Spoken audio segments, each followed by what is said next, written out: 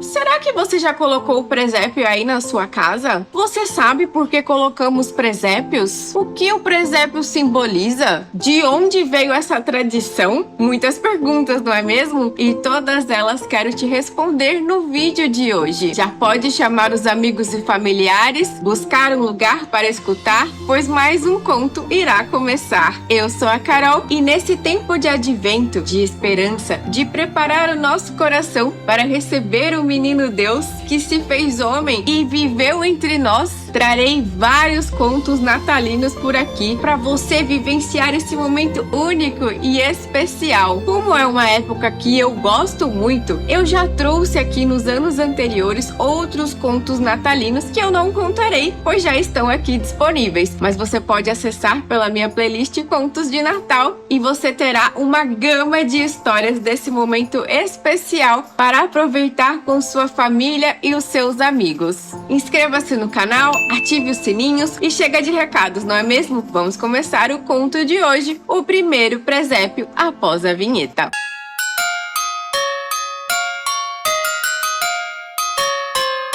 Chegou finalmente o mês de dezembro, momento esse muito esperado por Marta e Lucas. E sua vovó Adele vinha com muita alegria, trazendo as caixas natalinas para começar aquela incrível operação. As caixas passavam o ano todo guardadas, junto com as cortinas feitas pela vovó, pois todo ano ela tecia uma nova para compor a paisagem natalina. Sempre que Marta e Lucas viam sua avó trazer aquelas caixas coloridas, a alegria abundava em seus corações. Nós queremos ajudar também, vovó! Vinham as crianças correndo. Calma, crianças, senão vocês acabarão derrubando tudo! E com muita paciência, a avó trazia as caixas, preparava biscoitos àquelas crianças, bolos deliciosos e aquele cheiro de comida de vó abundava na casa. Pois antes de começarmos a montagem,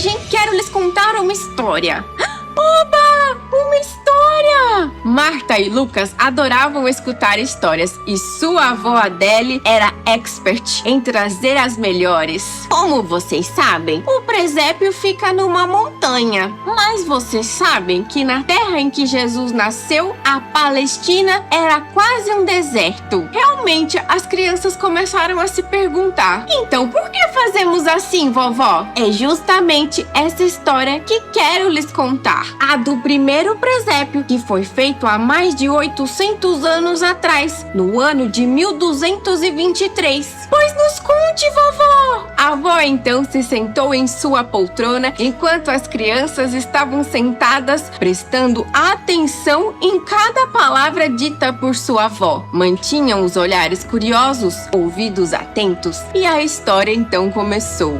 Antes, tenho que te apresentar um jovem chamado Francisco. Ele nasceu em Assis, na Itália, numa família de ricos comerciantes de tecidos. Francisco adorava se divertir, ia a muitas festas e sonhava em se tornar cavaleiro. Mas havia algo errado, pois aquilo não preenchia o coração de Francisco e ele achava aquilo tudo muito entediante. Ele não estava muito feliz, pois cada vez mais pensava nos pobres e doentes que não tinham tudo aquilo que Francisco possuía. Então um dia, enquanto rezava, ouviu a voz de Deus e a partir daquele momento decidiu renunciar à sua riqueza, vestiu-se com uma roupa bem simples e passou a dedicar-se aos pobres. O pai de Francisco ficou muito desapontado, pois ele tinha outros planos para seu filho e pensou que Francisco enlouqueceu por abdicar de toda a sua riqueza e conforto para viver numa pobreza.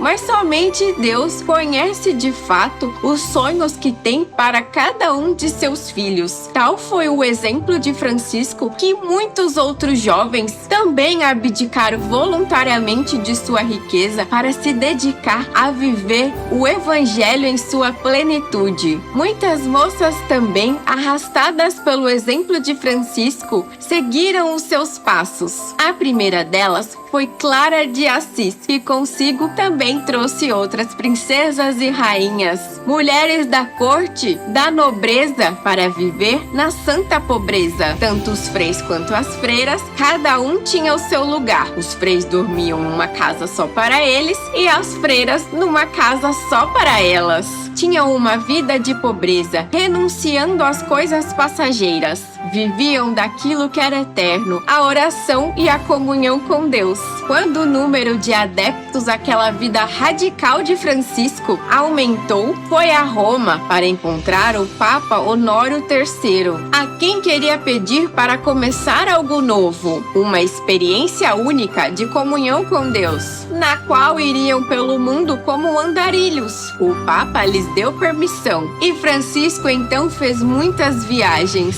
levando a todos os lugares uma mensagem de paz, fraternidade e respeito à natureza. Recebeu Francisco um grande dom de Deus, mas ele não era egoísta, queria partilhar com todos os irmãos. Queriam que todos conhecessem o verdadeiro amor de Deus. Até a Terra Santa ele foi, para ver os lugares onde Jesus nasceu e viveu. Amava muito o Natal. Já era de se esperar, não é mesmo? Como vocês sabem, Maria e José, os pais de Jesus, tinham saído de Nazaré para cumprir a ordem de recenseamento do imperador Augusto, que mandou que todos fossem se registrar em sua cidade natal, obrigando José, que era da cidade de Belém, partir imediatamente. Mas Maria já estava prestes a dar à luz e os dois caminharam por muitos quilômetros. Maria grávida em cima de um simples burrinho, enquanto José percorria todo o caminho a pé. Quando chegaram à cidade, em virtude de toda aquela movimentação e de muitas pessoas que chegavam a todo momento, não havia lugar. Veja você, o Filho de Deus não encontrou lugar para ficar na noite em que ia nascer. Sem um quarto, sem uma cama para reclinar a cabeça, encontraram apenas uma gruta, aonde os pastores na época guardavam seus animais. E foi exatamente aí que Jesus nasceu e foi colocado por Maria em uma manjedoura. Reclinou sua cabeça em palha e foi adorado primeiramente pelos simples animais que estavam ali. Um anjo apareceu aos pastores simples que ali viviam e trouxeram a boa nova de que o Salvador, o Redentor dos homens, acabara de nascer e que o encontrariam enfaixado sobre uma manjedoura. Os homens simples de coração puro foram adorá-lo também. E após alguns dias, 3 reis magos,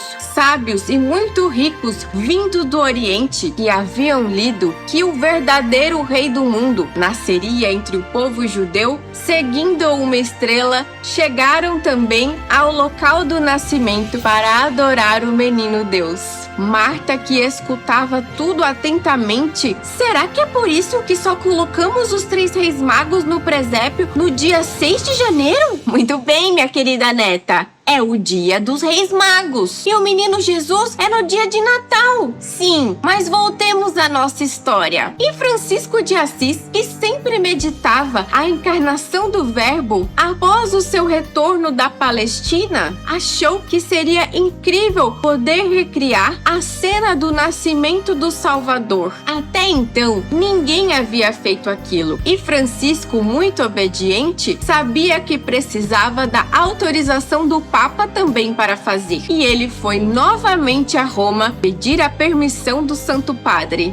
De posse da autorização do Papa, Francisco agora só precisava encontrar o lugar certo. E durante as suas andanças pela Itália, Francisco esteve em Grécio, um povoado localizado numa região montanhosa, nas encostas do Monte Lacerone, não muito longe de Roma. E Grécio o fazia lembrar muito a cidade de Belém. E ali morava um grande amigo dele, chamado Giovanni Velita, a quem enviou uma mensagem: Giovanni, Preciso de uma ajuda. Encontre uma gruta e coloque nela uma manjedoura. Vocês sabem que em latim manjedoura significa presépio? É daí que vem a palavra presépio. Francisco também pediu ao seu amigo que levasse ao local da gruta um burro e uma vaquinha. Naquela época, ia-se sempre a pé de uma cidade para outra e demorava-se mais de um dia de caminhada de Assis até Grécio. Imagine fazer isso no inverno, lá na Itália, aonde neva. Apesar da dificuldade e do frio, Francisco estava muito animado para não ir até lá. Com o coração batendo de tanta alegria, inflamado por amor a Jesus Cristo, com aquela ideia do Natal que se formava na cidade de Grécio, o cansaço e o frio nem sequer atingiam nosso amigo Francisco. E vestido de seu hábito simples e seus pés protegidos apenas com uma sandália, chegou até a cidade de seu amigo Giovanni, acompanhado de seus frades.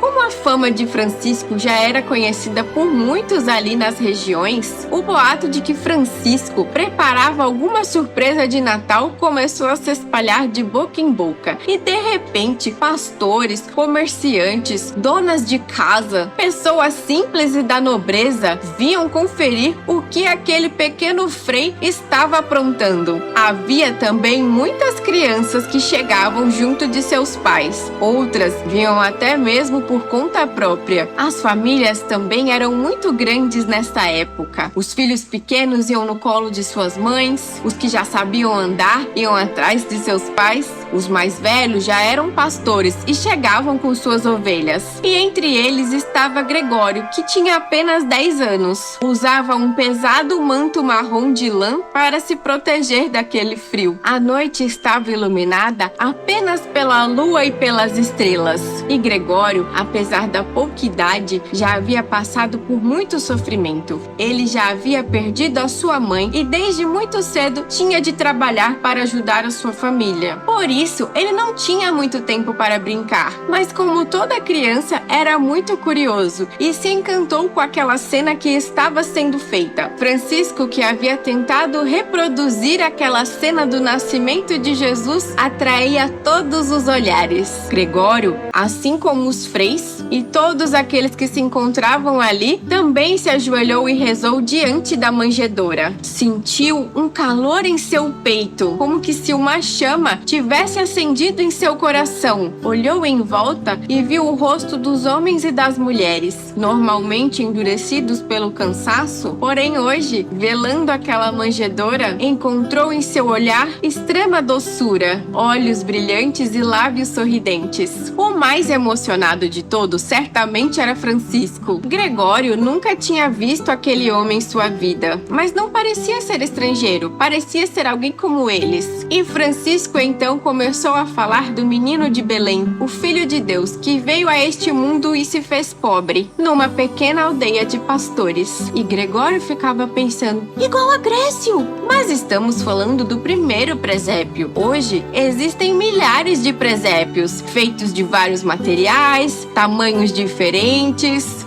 simples, luxuosos, há para todos os gostos. Mas nesse produzido por Francisco nesse ano, a manjedoura estava vazia. Tinha só palha. Mas enfim aconteceu um prodígio. Um bebê realmente apareceu na manjedoura e ele dormia tranquilamente. Francisco se aproximou dele e o acordou. Era Jesus que estava com eles com uma mensagem de amor. Gregório jamais esqueceria esse momento. Compreendeu que havia presenciado algo extraordinário. Aliás, ele era protagonista, assim como todos os habitantes de Grécio. Gregório estava tão emocionado que não notou que Francisco se aproximava dele. O que está fazendo aqui, meu amiguinho? Todos já foram embora. Não tem uma casa para voltar? Gostaria que essa fosse a minha casa, a casa de Belém. Ela pode ser se você quiser. quiser.